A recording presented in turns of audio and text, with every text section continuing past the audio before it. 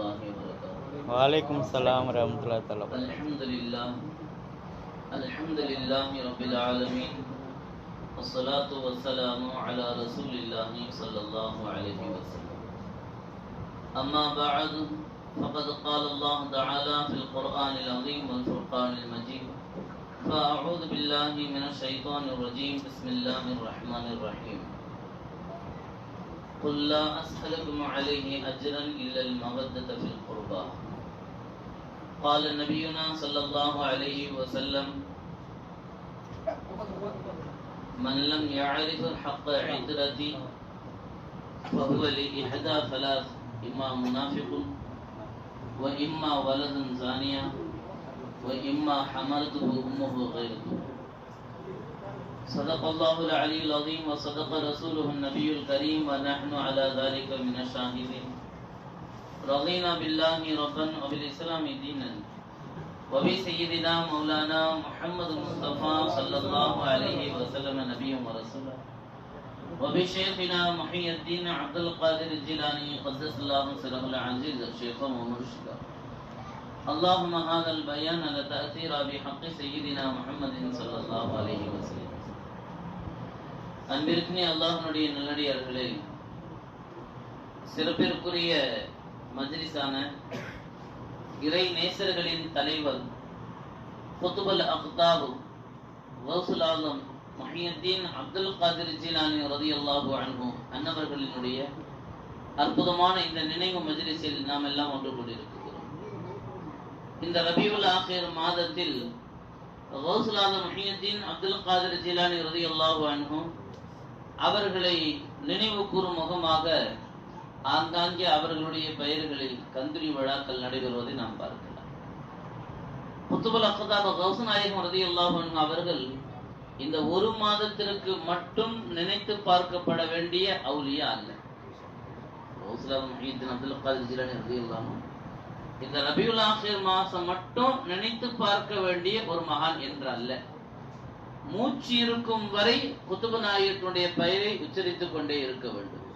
அப்படிப்பட்ட உயர்ந்த மகானாக அல்லாஹ் சுப்ஹானஹு வ தஆலா மஹ்பூபே சுப்ஹானி கௌசுல் ஆலம் முஹியுத்தீன் அப்துல் காதிர் ஜீலானி ரலியல்லாஹு அன்ஹு அவர்களை அமைத்திருக்கிறார். ஒவ்வொரு நபியுடைய காலத்திலேயும் ஒவ்வொரு வழி இருந்தார்கள். கௌசுல் ஆலம் முஹியுத்தீன் அப்துல் காதிர் ஜீலானி ரலியல்லாஹு அன்ஹு அவர்களினுடைய மாண்பு என்ன என்பதை நாம் புரிய வேண்டும் என்றால், அல்லாஹ் சுப்ஹானஹு வ தஆலா நபிகள் நாயகம் ஸல்லல்லாஹு அலைஹி வஸல்லம் அவர்களுக்கு இதுவரை என்னென்ன கொடுத்திருக்கிறானோ, கொடுத்திருக்கிற ஒவ்வொன்றும் உலகத்திலேயே ஆக தலை சிறந்ததைத்தான் அல்லாஹ் பெருமானாருக்கு தந்திருக்கிறார்.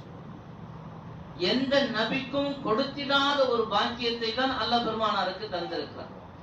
1,24,000 நபிமார்கள் பெருமானார் நீங்களாக மற்ற நபிமார்களுக்கு எவருக்குமே கொடுக்காத சில பாக்கியங்களைத்தான், கொடுக்காத அம்சங்களைத்தான் சிறப்பிற்குரியதாக அல்லாஹ் பெருமானாருக்கு தந்திருக்கிறார்.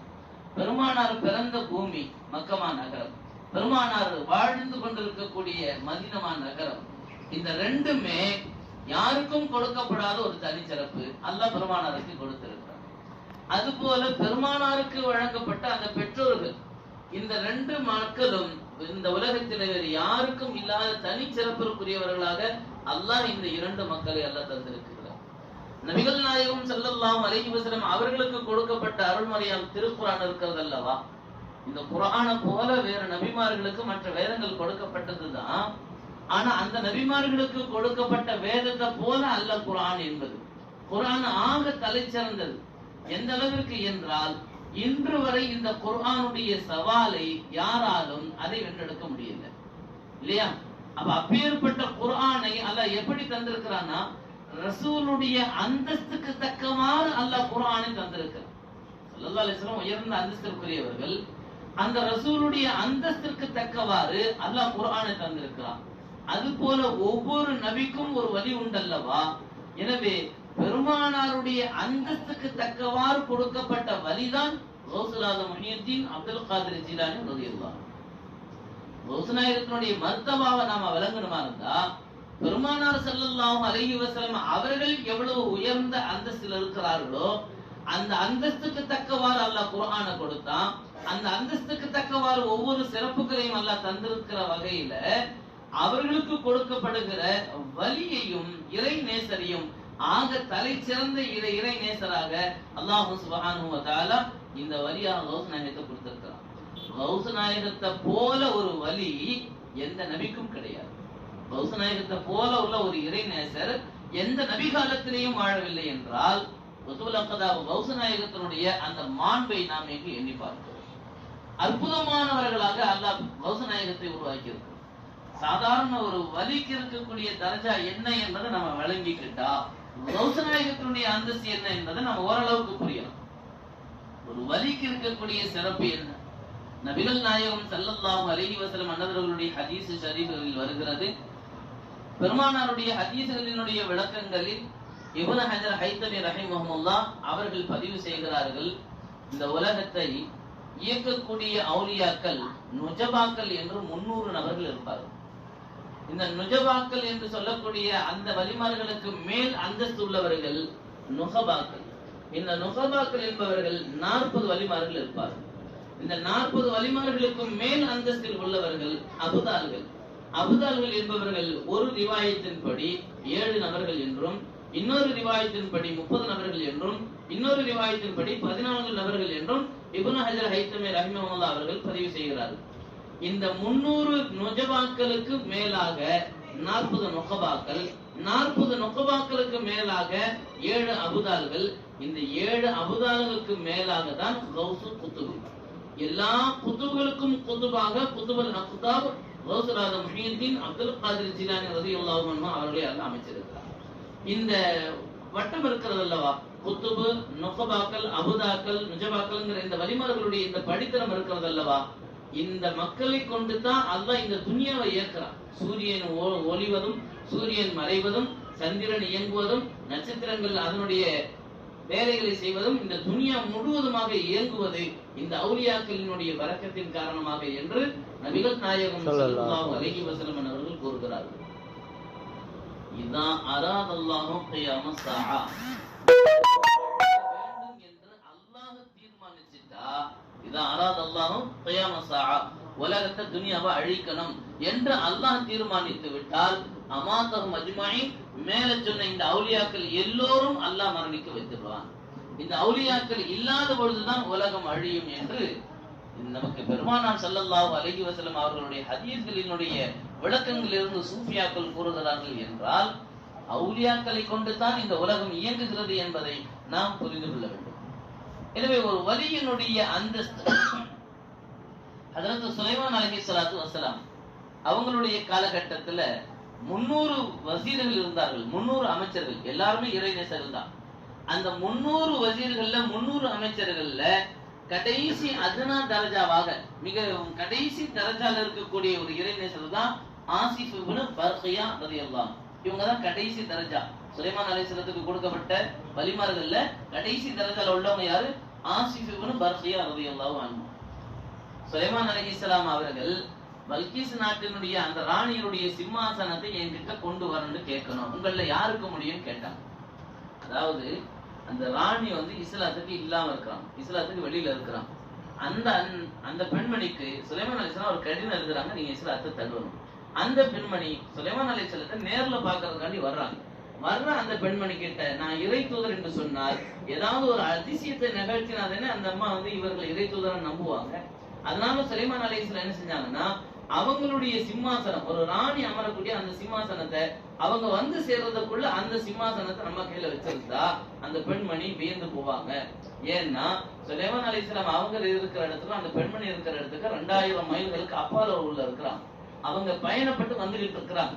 இதற்கு பிறகு சுலைமான் அலைஹிஸ்ஸலாம் அவங்க தரப்புல இருந்து ஒரு ஆள் போய் எடுத்துட்டு வர்றதுக்கு 2 பயணம், போற தூரம் ஒண்ணு வர தூரம் ஒண்ணு. ஆனா அவங்க ஆல்ரெடி வந்துகிட்டு இருக்கிறாங்க. சுலைமான் அலைஹிஸ்ஸலாம் சபையில கேட்கிறாங்க, உங்கள யார் அந்த சிம்மாசனத்தை கொண்டு வருவா? قال عفريت من الجن, ஒரு ஜின் எழுந்து சொன்னது, நான் கொண்டு வரேன். இஃப்ரீத்ங்கற ஜின் வகைகளிலேயே ஆக தலைமைத்துவம் வாய்ந்த ஜின்னுக்கு பெயர் தான் இஃப்ரீத். ஜின் வகையிலேயே ஆக தலைமையில இருக்கக்கூடிய ஜின்னுக்கு பெயர் தான் இஃப்ரீத். ஆக சுலைமான் அலைஹிஸ்ஸலாம் காலத்துல இருந்த தலைமை வாய்ந்த இஃப்ரீத்ங்கற ஜின்னு சொல்லுச்சு, நான் கொண்டு வந்து தரேன். சுலைமான் அலைஹிஸ்ஸலாம் கேட்டாங்க, எவ்வளவு நேரம் ஆகும்? அந்த ஜின்னு சொல்லிச்சு, இந்த சபை கலையிறதுக்குள்ள நான் கொண்டு வரேன். பெரும்பாலும் சுலைமான் அலைஹிஸ்ஸலாம் அவங்களுடைய சபை காலையில ஆரம்பிச்சாங்கன்னா அது முடியறதுக்கு சாயந்தரம் ஆகும். அப்ப அந்த ஜின்னுடைய டைம் என்ன, சாயந்தரத்துக்குள்ள நான் கொண்டு வந்து சேர்க்கிறேங்குது. சுலைமான் அலைஹிஸ்ஸலாம் சொன்னாங்க, அதை விட விரைவா வேணும், அதை விட வேகமா வேணும். ஏன்னா அவங்க வந்துகிட்டு இருக்கிறாங்க. காலல்லதி இந்தஹு இல்மும் மினல் கிதாப், ஞானமுள்ள இறைநேசர் ஒருவர் எழுந்து நின்றார். அவங்க பேர் தான் ஆசிஃப் இப்னு பர்கியா. இந்த ஆசிஃப் இப்னு பர்கியா யாரு? நான் என்ன சொன்னேன், சுலைமான் அலைஹிஸ்ஸலாம் அவங்க காலத்துல இருந்த 300 அவுலியாக்கள்ல இவங்க தான் கடைசி தரஜால உள்ள அவுலியா. இந்த கடைசி தரஜால உள்ள அவுலியா ஆசிஃப் இப்னு பர்கியா ரலியல்லாஹு அன்ஹு அவங்க எதிர்த்து நிக்கிறாங்க. சுலைமான் நபியே, நான் அந்த சிம்மாசனத்தை நான் கொண்டு வந்து தர்றேன், எவ்வளவு நேரத்துல கொண்டு வந்து கொடுப்பீங்க? சுலைமான் அலைஹிஸ்ஸலாம் ஆசிஃப் இப்னு பர்கியா ரலியல்லாஹு அன்ஹு சொன்னாங்க, நீங்க கண்ணை மூடி கண்ணை திறக்கிறதுக்குள்ள நான் கொண்டு வந்து சேர்க்கிறேன்னு சொன்னாங்க. அது போல சுலைமான் அலைஹிஸ்ஸலாம் கண்ணை மூடினாங்க. கண்ணை திறக்கிற பொழுது அந்த சிம்மாசனம் அங்க ஆகுறாங்க இருக்கிறது. இது வலிமார்களில் ஆக குறைந்த தரஜாவில் இருக்கக்கூடிய ஒரு வலியால் 2000 மைல்களுக்கு அப்பால் இருக்கக்கூடிய ஒரு சிம்மாசனத்தை கண் சிமிட்டுகிற நேரத்துல தலைமைத்துவம் வாய்ந்த ஜின்னால், இஃப்ரீத்துங்கிற ஜின்னால முடியாத சாத்தியமான அந்த விஷயத்தை ஆசிஃப் இப்னு பர்கியா ரலியல்லாஹு அன்ஹு என்கிற இறைநேசர் செய்து முடித்தார்கள் என்றால், இதே ஆசிஃப் இப்னு பர்கியா ரலியல்லாஹு அன்ஹு அவங்க குறைந்த தரஜால உள்ளவங்க. அப்ப இவங்களுக்கு மேல மேல உள்ள தரஜாக்களினுடைய ஸ்தானம் எப்படி இருக்கும்? இவங்க எல்லாம் வழி நடத்துகிற குதுபுல் அக்தாப் கௌஸ் நாயகத்தினுடைய ஸ்தானம் எப்படி இருக்கும் நம்ம எண்ணி பார்க்கணும். இவங்க எல்லாருக்கும் விலாயத்தை கொடுக்கிறது யார்? கௌசுல் ஆலம். ஒரு அவுலியாவுக்கு விலாயத்தை கொடுக்கிறது யாரு? முஹித்தீன் அப்துல் காதிர் ஜிலானி ரலியல்லாஹு அன்ஹு. அப்ப அவங்களுடைய தரஜா எப்படி இருக்கும்? எனவே அவர்கள் நினைத்ததை செய்து முடித்தார்கள் என்றால் அவர்களுக்கு அல்லாஹ் சுப்ஹானஹு வ தஆலா அத்தகைய உயர்ந்த அந்தஸ்தினை அல்லாஹ் வழங்கி இருக்கிறான் என்பதை நாம் புரிந்து கொள்ள வேண்டும். பெருமானார் ஸல்லல்லாஹு அலைஹி வஸல்லம் அவர்களுக்கு எப்படி சிறப்புக்குரியவர்கள் என்று முன் அறிவிப்புகள் செய்யப்பட்டதோ, அதுபோல நபிகள் நாயகம் ஸல்லல்லாஹு அலைஹி வஸல்லம் அவர்களுடைய பேரப்பிள்ளையாம் ஹஜ்ரத் கௌசுல் ஆலம் ரலியல்லாஹு அன்ஹு அவங்களுக்கும் முன் அறிவிப்பு செய்யப்பட்டது. ஸல்லல்லாஹு அலைஹி வஸல்லம் பிறக்கிறதுக்கு முன்னாடி பல நபிமார்கள் அவங்களுடைய தாயாருடைய கனவில் தோன்றி அறிவிப்பு செய்தாங்களா இல்லையா? உங்களுக்கு ஒரு அற்புதமான குழந்தை பிறக்க இருக்கிறது அப்படின்னு முன்னறிவிப்பு செஞ்சாங்களா இல்லையா? அதே மாதிரி கௌசுல் ஆலம் ரலியல்லாஹு அன்ஹு அவங்க பிறக்கிறதுக்கு முன்னாடி அவங்களுடைய தாயாருடைய கனவுல பல முறை ஹித்ர் அலைஹிஸ்ஸலாம் அவங்க தோன்றி, உங்களுக்கு ஒரு ஆண் குழந்தை பிறக்கும், அப்துல் காதிர் என்று நீங்கள் பெயர் சூட்டுங்கள் என்பதாக ஹித்ர் அலைஹிஸ்ஸலாம் அவர்கள் பல முறை தோன்றி சொன்னார்கள் என்றால், அல்லாஹ் சுப்ஹானஹு வ தஆலா எத்தகைய உயர்ந்த அந்தஸ்திற்குரியவர்களாக கௌஸ் நாயகத்தை உருவாக்கி இருக்கிறான் என்பதை நாம் இங்கு புரிய வேண்டும். வலிமார்களை பற்றி பேசுகிறோம், வலிமார்களினுடைய சபைகளுக்கு செல்லுகிறோம், வலிமார்களுடைய சபையில கலந்து கொள்கிறோம். பல நாதாக்கள் இங்கு கலந்திருக்கிறார்கள், பல அவுலியாக்களினுடைய குடும்பத்தை சார்ந்தவர்கள் அங்கே கலந்திருக்கிறாங்க. அந்த அகீரத்து சஃபியா என்கிற நூலையும் சரி பல கிதாபுகளில் பதிவு செய்யப்பட்டிருக்கிற ஒரு செய்தி, கொஞ்ச நேரம் அவுலியாக்களினுடைய தொடர்பில் இருப்பது என்பது 100 வருடம் நஃபிலான வணக்கங்கள் செய்வதை விட சிறந்தது. கொஞ்ச நேரம் அவுலியாக்களினுடைய சொஹபத்தில் தொடர்புல இருப்பது என்பது 100 வருடம் நஃபிலான வணக்கங்களை புரிவதை விட சிறந்தது. அதுபோல கொஞ்ச நேரம் நபிமார்களுடைய சொஹபத்தில் இருப்பது என்பது 1000 வருடம் நஃபிலான வணக்கங்கள் செய்வதை விட சிறந்தது. முஹம்மது முஸ்தபா ஸல்லல்லாஹு அலைஹி வஸல்லம் அவர்களோடு தொடர்புல கொஞ்ச நேரம் இருப்பது என்பது 1,00,000 வருடம் நஃபிலான இபாதத் செய்வதை விட சிறந்தது என்று சூஃபியாக்கள் தங்களுடைய கிதாபுகளில் பதிவு செய்திருக்கிறார். அதனால நாம அமல்களுக்கு சில பேர் முக்கியத்துவம் கொடுப்பாங்க.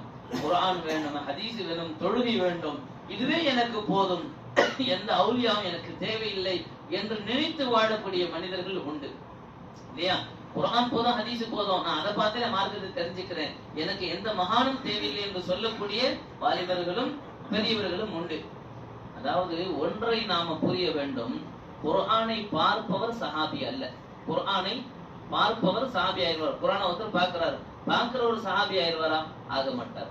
காபாவை பார்க்கிற ஒரு சஹாபி ஆயிடுவாரா? சஹாபி ஆக மாட்டாரு. ஆனா நபிகள் நாயகம் ஸல்லல்லாஹு அலைஹி வஸல்லம் அவர்களை ஈமானோடு ஒருத்தர் பார்த்தா அவர் சஹாபி. அவருடைய தரஜாவை எப்படி உயர்த்தியது பாருங்க. எனவே அல்லாஹ் யாரை புனிதர் என்று அமைத்திருக்கிறானோ அவர்களை பார்ப்பதனாலேயே நம்முடைய தரஜா உயர்ந்து விடுகிறது என்றால், குதுபுல் அக்தாப் கௌஸ் நாயகம் முஹித்தீன் அப்துல் காதிர் ஜிலானி ரலியல்லாஹு அன்ஹு போன்ற மகான்களை பார்ப்பதன் மூலமாகவும் நம்முடைய தரஜாக்கள் உயர்ந்து விடும் என்பதை நாம் புரிந்து கொள்ள வேண்டும். அதனாலதான் அமல்கள் கொடுக்காத பிரதிபலனை, சில அமல்கள் கொடுக்காத பிரதிபலனை சில நல்லவர்களுடைய சகவாசங்கள் கொடுத்துடும். சில நம்முடைய வாழ்க்கையில ரொம்ப காலமா நம்ம முயற்சி செஞ்சுக்கிட்டே இருப்போம், இந்த காரியத்தை விட்டுறணும், இந்த தப்பை விட்டுறணும் என்ற முயற்சி செஞ்சுக்கிட்டே இருப்போம். அதை நம்மளால விட முடியாமவே இருந்துகிட்டே இருக்கும். ஆனா ஒரு நல்லடியாருடைய தொடர்புல அவர் முசாபா செய்யறதுனால, அவங்களோட பழகிறதுனால, அவங்களுடைய சபையில கலந்துக்கிறதுனால, அல்லது அவங்களுடைய பெயரை உச்சரிக்கிறதுனால, இதை போல உள்ள காரியங்களின் மூலமாக கூட சில நேரங்களில் நம்மை அல்லாஹ் உயர்த்தி விடுவான். நம்மிடமிருந்து மாற்ற வேண்டிய விஷயங்களையும் அல்லாஹ் மாற்றி விடுவான் என்பதை நாம் புரிந்து கொள்ள வேண்டும். வலிமார்களுடைய தொடர்பு நம்மை உயர்த்திவிடும். அதே நேரத்துல சில பேரு வலிமார்களை நிந்திக்கிறார்கள் அல்லவா, விமர்சனம் செய்கிறார்கள் அல்லவா, அவர்களுடைய கவனத்திற்கு ஃபிரௌனிடத்துல போய் பேசுங்கள் என்று மூசா அலைஹிஸ்ஸலாம் அவங்களுக்கு அல்லாஹ் கட்டளை எடுக்கிறான். மூசா நபியே, நீங்க போய் ஃபிரௌன்ட போய் புத்திமதி சொல்லுங்க. எந்த மாதிரியான ஆளு ஃபிரௌன்? ஆனா ரப்புக்கும் அல்லாஹ்னு சொல்லிக்கிட்டு இருக்கிறான், நான் தான் இறைவன் சொல்லிக்கிட்டு இருக்கிறான். எதுல அவன் கை வச்சிருக்கிறான்? அல்லாஹ்வுடைய அதிகாரத்துல கை வச்சிருக்கிறான். அதை பேசுறான், நான் தான் கடவுள்னு பேசிக்கிட்டு இருக்கிறான். அவன்கிட்ட போய் ஹஜ்ரத் மூசா அலைஹிஸ்ஸலாம் அவர்களுக்கு அல்லாஹ் சொல்றான், அவன்கிட்ட போய் பேசுங்க. எப்படி பேச சொல்றான் அல்லாஹ்? குலு கௌலன் லக்கினா, மென்மையா போய் பேசுங்கிறான். ஃபிரௌன் மோசமான ஆட்சிக்காரன், அவன்கிட்ட போய் பேசும்போது நீங்க மென்மையா பேசுங்கிறான். நான் தான் ரப்புன்னு சொல்றவன்ட்ட அல்லாஹ் கோபப்படாம, அல்லாஹ் அவனை வெறுக்காம, மூசா நபி அலைஹிஸ்ஸலாம் அவங்களுக்கு சொல்றான், அவன்கிட்ட போய் மென்மையா பேசுங்க. இந்த இடத்துல அவன்கிட்ட மென்மையை கடைபிடிங்கன்னு சொல்ற அல்லாஹ், மன் ஆதாலி வலியன் ஃபகத் ஆதன்துஹு பில் ஹர்ப்,